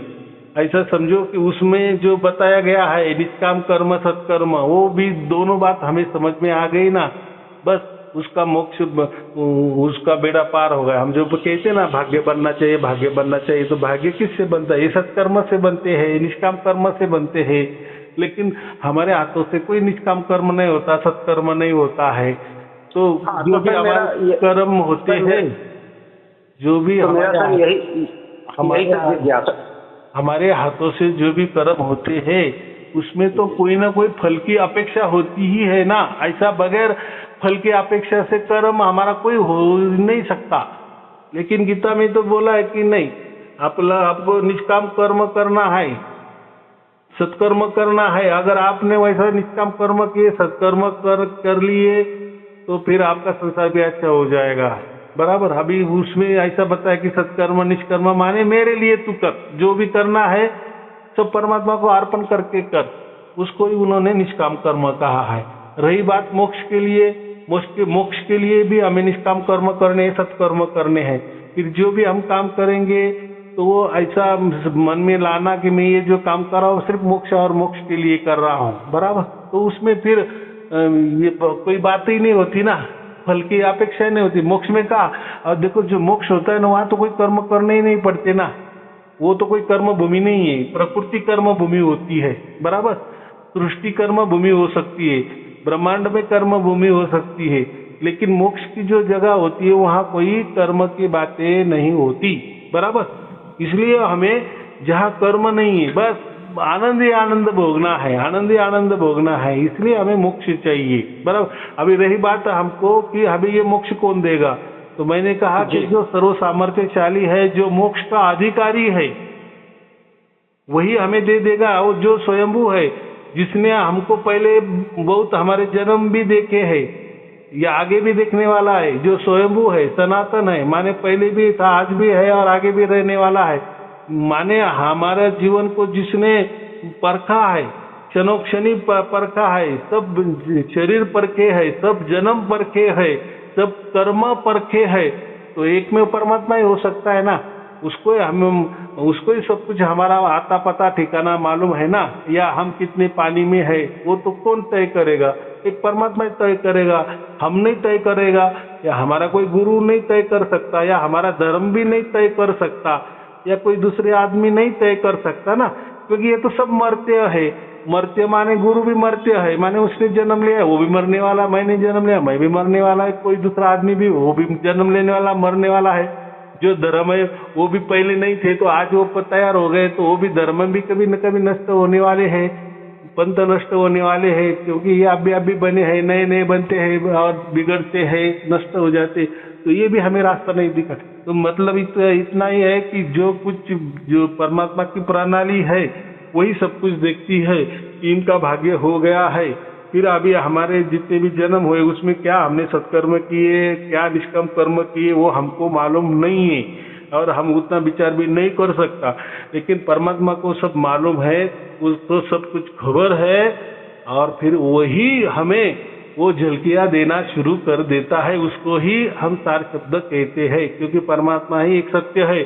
फिर वो जो सत्य है हमारे अंदर उतरने लगता है, उसको हम सार शब्द कहते हैं, बराबर। और वो जब जिसको भी सार शब्द प्राप्त होता है तो उसका ही मतलब वो मोक्ष का अधिकारी बन चुका है, जीते जी हो चुका है। अभी आपको सार शब्द की प्राप्ति हुई नहीं हुई मालूम नहीं है, लेकिन अगर आपको हो गई होगी सार शब्द की प्राप्ति मतलब कि हो गया, जो आप बता रहे थे, जो बहुत अच्छी शुभ आशीर्वाद। वो तो हल्का जी, वो तो हल्का हल्का पहले हम लोग को सुनाई देता था, लेकिन हम लोग उस पर ध्यान नहीं देते थे। बस वो पहचान है, यो क्या है, पहचान है। वो कोई ऐसा नहीं कि 24 घंटा होना चाहिए। आपने समझ लिए कि यही परमात्मा होता है, यही पहचान बहुत महत्वपूर्ण है। कोई परमात्मा कोई अलग ठिकाना नहीं है उसका, वो तो आपके साथ ही, वो तो मैंने कहा ना, वो तो आपके अंदर बाहर ऊपर नीचे अगल बगल खचाखच भरा है, लेकिन उसने कभी आपको उसकी झलकियां नहीं दी, उसकी पहचान नहीं दी। क्यों नहीं दी? तो आप उसके काबिल होने चाहिए कि नहीं, बराबर। पहले तो जिस सत्संग में हम लोग जाया करते थे, तो वो सत्संग में हम लोग को यही पता चलता था कि जो सतगुरु बताते हैं, तो वो सर ये कहते हैं कि हम मतलब कि मुक्त हैं। इन द सेंस कहने का मतलब है कि आवागमन के डोरी से हम मुक्त हैं, और हम इसलिए मुक्त नहीं है क्योंकि हमने जितने भी कर्म किए हैं वो अच्छे कर्म नहीं किए हैं। मतलब कि जो वो बताते हैं कि अगर हमने कोई अच्छे कर्म किए होते तो हमारी मुक्ति हो गई होती, और जो बैठे होते हैं, मतलब जो गद्दी में बैठे होते हैं, वो बोलते हैं कि वो मुक्त अवस्था में है, इन द सेंस कि वो मोक्ष की प्राप्ति कर चुके हैं, और वो आकर हम लोग जीवों को मतलब कि उद्धार करने के लिए आए हुए हैं। तो सर हमें ये समझ में नहीं आता कि हम लोग इतने जन्म से सर यहाँ पे हम भटक रहे हैं, इन द सेंस कि अभी तक पता नहीं कितने जन्म हो गए होंगे। तो मुझे केवल यही लगता है कि सर हमने अपने ज़िंदगी में कोई अच्छा कर्म मतलब कि किए नहीं किए, वो तो समझ में नहीं आता, क्योंकि अगर उनके ध्यान से कि अगर अच्छा कर्म किए होते तो सर हम यहाँ पे नहीं होते। बात बराबर है, मुझे मेरी समझ में आ गया। तो मुझे इतना ही कहना है कि परमात्मा स्वयंभू है, वो कोई चोला धारण करके, शरीर धारण करके क्यों आएगा, किसके उद्धार के लिए आएगा, उसका वो काम है क्या? परमात्मा का वो काम है क्या? किसका अच्छा कर दे, किसी का बुरा कर दे, किसी की यहाँ दखल अंदाजी कर दे, वो तो फिर कर्म ही हो गया ना परमात्मा के लिए। और उसने शरीर धारण किया तो वो कर्म बंधन में आ गया ना। और जो भी आदमी कर्म बंधन में आ जाएगा वो खुद बंधन में है, तो वो दूसरे को कैसा मुक्त करेगा? तो वो जो बातें हैं बकवास बातें हैं, बराबर। तो ऐसा कोई परमात्मा अवतार नहीं लेता, शरीर धारण नहीं करता। अगर वो नियम है तो नियम है, 1+1 2 ये नियम है। एक और एक 2 ही होते हैं, पूरी दुनिया ने मान लिया है, ठप्पा लगाया है। तो हम कैसे बोल सकते कि 3 होते हैं, 1 और 1? तो हम बकवास बात कर रहे हैं, ऐसा उसका अर्थ होता है ना। अगर परमात्मा स्वयंभू है, सनातन है, सनातन का उसका मतलब क्या है? तो वो क्यों ऐसा उसके मतलब मन से जन्म लेगा कोई शरीर धारण करेगा। तो ये बातें है ना, ये सब गीता में लिखी है, इसका सब कुछ उत्तर जवाब बहुत सारा अच्छा दिया है। तो वो ऐसे समझो कि हम मोक्ष की बातें कर रहे थे ना, समझो हम मोक्ष में गए हैं, बराबर, और आनंद भोग रहे हैं, करोड़ों करोड़ों बरस भोग रहे हैं। अगर हमको ऐसा लगा कि चलो लोगों का भला कर दे, क्योंकि हमारा जो स्वभाव होता है वो तो हमारे साथ में तो रहता है कि नहीं, हम अच्छे तो अच्छे ही रहेंगे कि नहीं। तो वहां भी अगर हम मोक्ष में भी आनंद भोग रहे, अगर हमको लग गया तो हमें कोई ब्रह्मांड में जाना है, तो हम क्या हो जाते हैं, वो स्वतंत्र है ना। मोक्ष का मतलब ही क्या है, हम अधिकारी बन जाते हैं, स्वतंत्र हो जाते हैं, मुक्त हो जाते हैं। मुक्त और अधिकारी एक ही बात है। तो माने वहाँ जहाँ मोक्ष हम भोगते हैं तो वहाँ कोई बंधन नहीं रहता ना, और जहाँ शरीर आता है वहाँ बंधन होता है, बराबर। लेकिन वहाँ भी कारण हमारा शरीर है, लेकिन वो जो भूमि है, मोक्ष वाली भूमि है, वो कोई कर्म भूमि नहीं है। वहाँ कोई कर्म हम वो कारण देह से कर्म कर ही नहीं सकते, सिर्फ भोग सकते हैं। जैसे कुत्ता बिल्ली है ना, इनकी ये भोग क्या बोलते हैं, भोग योनि है। भोग योनि माने वो दुख वाली योनि है, उनको दुख ही दुख है, वो कुछ भी कर नहीं सकते। किसने दिया, कुछ मिल गया खाने में तो मिल गया। कम से कम मनुष्य तो भी हाथों से तैयार कर सकते हैं, या वहां से कोई कष्ट कर सकते, पैसा कमा सकते, खा पी सकते। लेकिन वो प्राणी तो वैसा कुछ नहीं, बराबर की नहीं। तो वो क्या बोलते, भोग योनि, लेकिन वो दुख भोगने वाली योनि। लेकिन ये जो है मोक्ष वाली जो हमें योनि मिलने वाली है, तो उसमें हम सिर्फ और सिर्फ आनंद ही भोग सकते हैं। वहाँ कर्मों की बात नहीं। अभी जैसे देखो, सबका अलग अलग कानून होता है कि नहीं, इस देश का कानून अलग, उस देश का कानून अलग। स्त्री होती है, पुरुष होती है। स्त्री का धर्म होता है, पुरुष धर्म होता है। उसकी बनावट, लिखावट, दिखावट, आकार, जो भी कुछ है, स्वभाव, जो कि बोलना, उठना बैठना, रीति रिवाज, स्त्री का अलग होता है, पुरुष का। तो ये क्या है, ये हम क्या बोलते हैं, ये नेचुरल है। स्त्री है तो वो वैसी ही करेगी, पुरुष है तो वो वैसा ही रहेगा, वैसा ही करेगा, कर्म धर्म। तो ऐसी बात है। तो वह मोक्ष के जो जगह है, अगर उसमें यही है, वो उसका कानून ही यही है। बस वहाँ आप जो आते हो, बस वो आनंद का भोग भोगने के लिए ही आते हो। और भोग भोगने के लिए आपको एक शरीर की आवश्यकता होती है, तो कारण देह आपका हो भोगना है ही। और दूसरी बात, अगर आपको लगा कि हम ब्रह्मांड भी घुमाए, तो हम उसी शरीर से ब्रह्मांड भी घूमने आते हैं। अभी आपका जो प्रश्न आया ना कि वो लोग बोलते हैं कि वो शरीर धारण करके आ जाते हैं, तो मुक्त अवस्था है, मुक्त अवस्था। लेकिन वो मुक्त अवस्था के लिए शरीर धारण करने की कोई जरूरत नहीं है। तो वो समझो कोई मुक्तात्मा है जो मोक्ष को मिला है, और वो हम समझो प्रकृति में आया है, तो वो कोई शरीर धारण करके नहीं आएगा। तो वो दूसरों को बुद्धि दे सकता है कि नहीं, बुद्धि में उतार सकता है कि नहीं, कि भाई तुम ऐसा ही बोलो, ऐसा ही कहो, या वो किसी के काम में वो मदद करेगा। लेकिन वो अदृश्य रूप से करेगा, ऐसा होगा ना। वो उसके लिए, किसी की मदद के लिए वापिस वो कर्म बंधन में क्यों आएगा, उसको तो मोक्ष मिला है ना। वो अपने पाँव पे कुल्हाड़ी क्यों मारेगा। और क्योंकि वो इस बोलो जी, इस दुनिया को मैं समझ गया कि इतने जब दुख है, मतलब ऋषि जितने भी मतलब कि उनकी वाणियां है कि ये मतलब मृत्यु भुवन है। और मृत्यु इन द सेंस करने का मतलब मृत्यु में तो कष्ट है ही है। जब स्थूल शरीर आ गया तो अनुभूति तो होगा ही होगा। तो जो मोक्ष की अगर प्राप्ति हो गया तो क्यों आना चाहेगा। जी, सहमत हूँ मैं आपके बात से। जी बराबर कि नहीं। तो वो कोई शरीर धारण नहीं करेगा। अभी जैसे मेरे अंदर ऊपर से जैसा ज्ञान आता है, मैं ज्ञान बटोर रहा हूँ। अभी ये तो ज्ञान किसी में कहीं तो लिखा भी नहीं है, लेकिन आ रहा है, तो कोई तो भी देने वाला है। तो अगर देने वाला क्यों जन्म लेगा भाई, क्या जरूरत है, वो क्यों जन्म मरण के चक्कर में आएगा। उसको अगर अच्छी मुक्ति मिली है तो वो अपने पाँव पे कुल्हाड़ी क्यों मारेगा। तो कोई जरूरत नहीं, मुक्त है तो कहीं भी जा सकता है, वो तो उसको स्वतंत्र है ना। वो प्रकृति में भी आ सकता है, लेकिन शरीर उसके लिए शरीर धारण करने की कोई जरूरत, उसके पास कारण शरीर है ना, वो मजे ले सकता है ना उससे। अगर आनंद भोग सकता है तो प्रकृति में भी किसी की मदद क्यों नहीं कर सकता। सूक्ष्म रूप से ऐसा एक थोड़ा समझ के चलो। तो अभी एक आपको समझ में आ गया कि मोक्ष के लिए सार शब्द की आवश्यकता होती है। वो जीते जी उसकी अनुभूति हमें हो जाती है। फिर हम बताते हैं ना कि हाँ आपको मोक्ष, बाबा मोक्ष के आपका अधिकारी हो गए हो, अभी कोई चिंता की बात नहीं, जैसा भी आपका ये जन्म मिट जाएगा। और रही बात, इसका एक फायदा ये भी हो जाता है कि जैसे हमें सार शब्द की प्राप्ति हो जाती है तो पिछला जो भी पाप कर्म जो हमारे है वो पूरे की पूरे नष्ट हो जाते हैं, खाक हो जाते हैं, कोई शिल्लक नहीं रहती हमारे।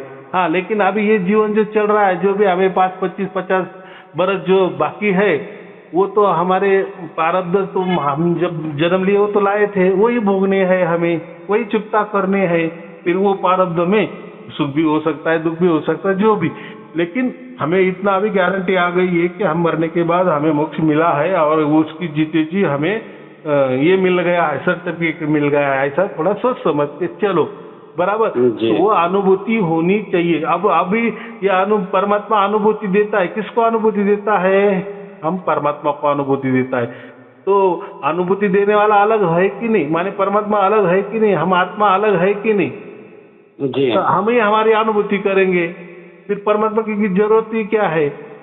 फिर ऐसा ही हो गया ना, हम खुद ही समझो कि हम अमर हो गए, हम मोक्ष में चले गए, हम आप कुछ भी बढ़ते रहेंगे तो लोग क्या बोलेंगे? वो पागल हो गया है। खुद को परमात्मा भी बोल रहा है, खुद को मोक्ष मिल गया ऐसा भी बोल रहा है, तो क्या बोलेंगे लोग? पागल ही बोलेंगे ना।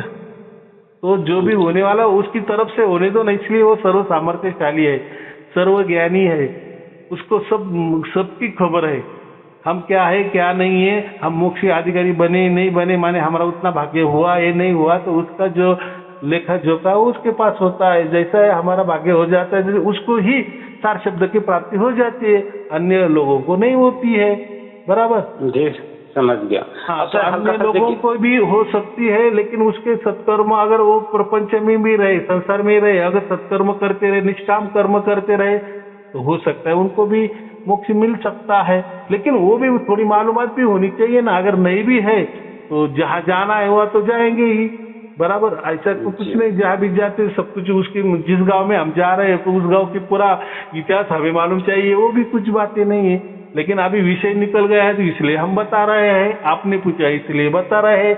लेकिन अगर आपको सार शब्द की प्राप्ति हुई, आपका भाग्य हो गया है, तो जो बेनिफिट मोक्ष का है वो आपको तो मिलना ही मिलना है, बराबर, चाहे आपको मालूम हो या ना हो, बराबर। बोलो और क्या तो जी हल्का सा जिज्ञासा यथा सा सत्संग में हम लोग पहले सुने थे सार शब्द के लिए, तो हम लोग आपके संग मतलब 10 साल 11 साल हो गया सर भटकते भटकते, तो सर आपका सत्संग सुना तो सर सार शब्द की प्राप्ति हो गया। अब सर जो पहले वाला हम लोग सत्संग में सुने थे कि जैसे सार मतलब कि ये जो हमारे जितनी भी आशा तृष्णाएं काम क्रोध ये सब जो होते हैं, वो सर गुरुवाणी में हमने सुना है कि जब सार नाम प्रकट हो जाता है, यानी कि सार नाम में इतना ताकत है, नाम की महिमा या सार शब्द की महिमा लोगों ने बताए हैं कि सर इसमें इतनी ताकत है कि यही सर इसको कंट्रोल कर सकता है।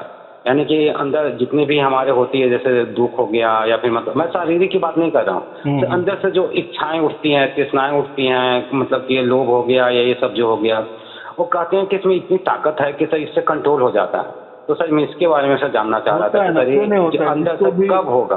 अभी जैसे जिसको भी सार शब्द की प्राप्ति हुई, तो जैसा सार शब्द की प्राप्ति हो जाती है, जिस क्षण हो जाती है, ऐसा समझो उस टाइम से पूरा के पूरा कंट्रोल हमारा परमात्मा के यहाँ जाता है। तो हम अधिकारी बने, हमें हम कॉन्फिडेंस में आ गए, माने हमको पासपोर्ट मिल गया उसका, ऐसा समझो, या हमारा पक्का हो गया, ये कैसे समझ में आ गया? जब हमें सार शब्द की प्राप्ति होती है तो उसी क्षण हमारी जो डोरी है परमात्मा उसके हाथों में ले लेता है, बराबर। परमात्मा इतना विशाल है तो कितनी भी डोरी, कितने लोगों को मोक्ष मिले तो वो मोक्ष देने में समर्थ है ना उतनी जगह है ना, डरने की कोई बात नहीं है। तो जब हमें सार शब्द मिलता है तो उसी क्षण हमारी डोरी, आत्मा की डोरी, वो उसके पास रखता है। इसलिए तो हम आत्मा अनुभव करते हैं ना कि हाँ परमात्मा मेरे पास है, मेरे अगल बगल है, मैं उसका अनुभव कर रहा हूँ, मैं उसके अनुभव में हूँ, उसके स्पर्श में हूँ, उसके स्पंदन में हूँ, उसके अनुभव में हूँ। ये हम कब कहते हैं? जब हमें सार शब्द प्राप्त हो तभी कहते हैं ना। मैं अन्यथा जिसको नहीं हुआ तो वो सार शब्द की बातें नहीं करेगा, वो बोले मुझे ऐसा कुछ होता भी नहीं है, जाओ, ऐसा ही कहेगा ना। हाँ, तो ये हो गया गारंटी। तो बस हमें मरने की देरी है। उसने तो पहले से ही जीते जी हमारे समझो आत्मा को डोरी तो लगा ही ली है, बराबर। जो मकर तार भी कहते हैं उसको, कोई लोग मकर तो वो बस फटाक से खींच लेता है। शरीर ये है कि धर्म धाम पड़ जाता है, वो ऊपर खींच लेता है हमें। तो फिर क्या है, बाद में तो जो होने वाला वो तो होता है, बराबर कि नहीं। इतना सहज बात है, तो कोई चिंता की बात नहीं है। आपको अभी बहुत सारा समझ में आ गया है, और उसके उपरांत आप चलो, बराबर। तो इतना ही चलना है कि जिसको भी सार शब्द की प्राप्ति होती है तो उसका मतलब होता है कि वो परमात्मा के कहने सुनने से चले, उसके दिमाग से चले, उसके मन से चले, उसकी बुद्धि से चले, या जो उसकी जो प्रणाली है वो जैसा रखता है उसके अंदर में चले, उसके कंट्रोल में रहे, उसके नजर निगरानी में रहे। आप रहे व ना रहे, वो तो ले ही लेता है, वो तो ले ही लेता है, बराबर। जी। चलो ठीक है, आपको और आपके परिवार के लिए शुभ आशीर्वाद, मंगल आशीर्वाद। साहिब जी, एक छोटा सा और सा जिज्ञासा, एक छोटा सा और जिज्ञासा था सर। पहले क्या था कि जैसे हम लोग जहाँ पे थे तो सर वो नाम वगैरह हम लोग का मिला हुआ था। अब तो सर 1 साल से मैं आपका सुन रहा हूँ, तो अब सर सार शब्द की प्राप्ति हो गई है। तो सर मेरा सर छोटा सा जिज्ञासा ये था कि जैसे आपने सार शब्दी वाले के लिए आपने नाम दिया है, तो वो सर जैसे एक सर नाम का ताकत, तो सर जो पहले नाम देते थे उससे सर फायदा तो हुआ है सर, क्योंकि बेसिकली क्या होता था, पहले मन से इधर उधर भागते रहता था और पता नहीं क्या क्या सर ख्याल आते रहते थे, बहुत सारे चीज आते रहते थे। तो सर जब वो नाम मिला हमें तो सर हम लोग उसको क्या करते थे, दिन रात जपते थे सर, बहुत साल जपा हमने। इसके बाद हल्का सा मतलब कि बोलते थे कि ये जो शरीर है, शरीर में मतलब कि ये जो आपका चेतन सर जिसे बोलते हैं, आत्मा को बोलते हैं, कि हमें मतलब कि जो पहले बताया गया था कि ऐसा है कि जो मतलब कि शरीर से मतलब कि उस चेतना, जैसे आपने बोला कि जो एक चेतन है इसके ऊपर सर 3 खोल है। एक तो सर स्थूल खोल हो गया, एक सर सूक्ष्म खोल हो गया, एक कारण खोल हो गया। तो पहले वाला सत्संग में सर मुझे हल्का सा डाउट से मतलब जिज्ञासा ये है सर, मुझे उतना नहीं पता सर। उनका ये था कि जो तीनों खोल है ये सर उतर जाएगी तब सर आत्मा जो होगा वो अपनी मुक्त अवस्था में सर वहाँ पे चला जाएगा, क्योंकि सर वो पहले से ही मुक्त था। तो उन्होंने सर एक जो दिया कि जैसे ये 3.5 फुट का सर जो शरीर है, इसमें जो चेतन है वो हर एक जगह फैला हुआ है। तो अक्सर कोई भक्ति के मार्ग से बोलते हैं, या कबीर जी भी के में सर हमने सुना है कि मतलब कि नाम का सुनने में महिमा गाया कि हमेशा मतलब कि नाम वही शब्द की कि वो हमेशा मतलब उस धुन में जो लीन रहेगा, यानी कि अपने आत्मा में लीन रहेगा, यानी आत्मा में जो लीन रहेगा उसका सर मुक्ति अवसर 100% श्योर है। तो सर मेरा हल्का सा क्वेरी ये था कि पहला तो सर भक्ति मार्ग हो गया कि अपना जो शब्द धुन शुरू हो गया है उसमें सर हम अपने आप को लीन रखें, और सर जो सेकेंड जो हम जिससे हम छोड़ के हम आपके माध्यम मतलब आप इसमें सर आए हैं, तो उसमें सर एक छोटा सा क्वेरी इतना हमारा था कि उनका सर ये था कि 3.5 फुट का जो शरीर है इसमें से चेतना को समेट के मतलब कि बाहर करना, यानी कि सूक्ष्म से कारण से और या स्थूल से सूक्ष्म से कारण से, तीनों से मतलब कि अलग करके उसमें मतलब कि अपने आप को मुक्त करना। तो ये हल्का सा सर मेरा हाँ ऐसा है। देखो वो जो बातें बताते हैं ना बोलने में, कथा का करने में तो बहुत अच्छा है, सामने वाला भी हो नहीं पाया तरह से। ऐसा कुछ नहीं होता, हम कुछ भी नहीं कर सकते ना, आत्मा को उधर लेके जाते हैं ना किसी दरवाजे पे लेके जाते हैं, वहां से उस दरवाजे पे जाते ना किसी चक्रों में जाते, इस चक्र से उस चक्र से। ये तो बोलने की बात है, कथा कहानी सुनने के लिए है, लेकिन प्रैक्टिकल में वो भी कुछ करते नहीं है। उन्होंने कहीं से यहाँ से तो उठाया है, वहां से उठाया है, और वो बक बक कर देते हैं, तो उसमें कुछ जाता नहीं। हम कुछ भी नहीं कर सकते, कुछ भी नहीं कर सकते, कुछ भी नहीं कर सकते। हमको आत्मा ही दिखाई नहीं दे रहा है, आत्मा ही हमारे कंट्रोल में नहीं है। बस वो बोल रहा है इसलिए हम समझ रहे हैं कि हमारे अंदर आत्मा है, हम सुन रहे हैं इसलिए हम समझ रहे हैं कि हमारे अंदर आत्मा है। तो आपका ही आत्मा है तो बोलो उसको ये करो वो करो, करेगा क्या? ऐसा होता है क्या? ऐसा कुछ होता नहीं है, ये कथा नहीं सर, हमारे हाथ में तो सर कुछ भी नहीं है। तो जैसे अब धीरे धीरे समझ में आ रहा है ना, तो सर हमारे में इतना ताकत है कि हम कहीं जगह जन्म ले सकते हैं सर। हमारे में कुछ ताकत ही नहीं है कि भाई मैं चाहूँ कि मैं गोरा हो जाऊँ तो सर गोरा कहाँ हो जाऊँ। मैं चाहूँगा कि नहीं गरीब अमीर परिवार में पैदा हो जाऊँ, तो सर हमारे में उतनी ताकत कहाँ है। हाँ, हमारे तो चाहने से सर कुछ भी नहीं हो रहा है। हम ये अगर कर सकते हैं कि ये चक्र से भेदन करके वो चक्र में जा सकते हैं, या ये द्वार से उस द्वार जा सकते हैं, तो हम वो भी कर सकते हैं ना। हम अभी दुखी है तो हम सुखी होनी चाहिए, फिर हमारे सब हाथों में आ गया। अगर हमारा आत्मा या हाथों में आ गया, अगर ये आत्मा भी हाथों में आ भी गया, समझ भी लिए, तो उससे क्या होने वाला है? हमको आपको प्राप्त करके क्या करने वाला है? हमको खुद को मुक्त करके क्या करने वाले हैं? कहाँ जाने वाले हैं? हमको कुछ प्रणाली मालूम नहीं ना। ये जो बातें करते हैं सब शून्य वाली बातें करते कि शून्य में हमें जाना है। शून्य माने प्रकृति, जो मैंने कहा ना, प्रकृति भी स्वयंभू है, आत्मा भी स्वयंभू है, माने इनका विनाश नहीं होता। परमात्मा भी स्वयंभू है, ये तीनों का भी कभी विनाश नहीं होता। तो जो प्रकृति में ये लोग जाते हैं ना, हमारा आत्मा को लेके जाकर वो प्रकृति में ही दे देते हैं। ऐसा समझो कि प्रकृति भी स्वयंभू है, माने उसको शून्य कहते हैं, बराबर। तो वहाँ कोई मोक्ष की बातें नहीं हो रही। ऐसा है, जो भी कहता है ना आत्मा को है, आत्मा को पाना है, आत्मा को मुक्त कर देना है, या सागर में बूंद को मिला देना है, वो सब ऐसे समझे शून्य वाली बातें करते। शून्य में बस कुछ नहीं, सब खाली, ना आनंद है ना कुछ है, सब शून्य ही शून्य है। मतलब ही शून्य का साफ है ना, कुछ भी नहीं। तो ये ऐसा समझो चारवाक वाली वो वाणी है। तो वो जाने दो, जिसका जिसका वो है। तो ऐसे है, लोग तो बहुत कुछ कुछ कहते हैं। अगर आप मुझे सुनाए गए ना तो लाखों भी बरस हो जाएंगे, तभी लोगों का खत्म नहीं होगा कि ये इसमें ये कहा है, उसमें वो कहा है। हमें महत्वपूर्ण क्या है, प्रैक्टिकल में हमारे साथ क्या घटता है, यही महत्वपूर्ण है और यही हमें काम आने वाला है, बराबर। ये समझ गया मैं। लाखों रुपए की बातें करेंगे लेकिन हाथों में तो 1 रुपया भी नहीं, तो वो बातें तो बातें ही रहती है, बराबर। तो ये लोगों को कुछ भी मालूम नहीं है, तो ये ऐसी ही बातें करते थे, उठपटांग बातें जो बोलते, टाइम पास वाली बातें। तो हमारे आत्मा को मुक्त करके कहाँ लेके जाना है? अपने को आप ही पाना है, माने शून्य कर देना है। और आत्मा थोड़ी शून्य होने वाला है। अरे आत्मा तो स्वयंभू है, प्रकृति भी स्वयंभू है। आप प्रकृति में पड़े रहेंगे। प्रकृति माने क्या रहता है, मैंने क्या कहा, जो हमारा जो अंधेरा होता है ना, अमावस्या वाला अंधेरा, इससे ऐसा समझो करोड़ों गुना ज्यादा अंधेरा की खाई रहती है। बस उसमें ही खाई में पड़े रहना, उसको ही शून्य कहते हैं, शून्य में ही रहना। लेकिन आप तो आप ही रहेंगे, प्रकृति ही रहेंगी, बराबर। माने दोनों रहेंगे। लेकिन हम तो उल्टा, हम मोक्ष की बातें कर रहे हैं, आनंद की बातें कर रहे हैं। यहाँ आप आनंद में परमात्मा के साथ विचरण करो ना, आनंद में रहो ना, यहाँ वहाँ जाओ घूमो। वो अंधेरे में क्यों भटक में जा रहे हैं? अपने को क्या पा रहे हैं आप?